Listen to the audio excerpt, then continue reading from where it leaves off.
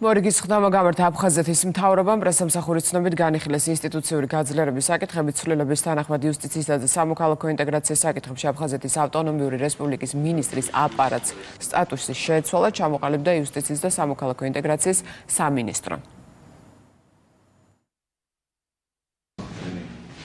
მივიღე გადაწყვეტილება, რომ იუსტიციისა და სამოქალაქო ინტეგრაციის საკითხებში აფხაზეთის მინისტრის აპარატი ყველანაირი წესების და პროცედურების დაცვის შედეგად გადაკეთდეს იუსტიციის სამინისტრომ. დაგვემატა ესეთი ფუნქციები, რაც მოიცავს დელეგირებული უფლებამოსილების განხორციელებას, ასევე პორტალი, რომელიც განაპირობებს დევნილი მოსახლეობის უკეთ მომსახურებას, აღნიშნული ფუნქციებით დევნილ მოსახლეობას საშუალება ექნება ინტერნეტის ან მობილური აპლიკაციის საშუალებით დაუკავშირდეს სხვადასხვა სამინისტროებს, იუსტიციის სამინისტროს მეშვეობით განათავსონ განცხადებები, თავისი მოთხოვნები, რომლებზეც იქნება ადეკვატური და მყისიერი რეაგირება.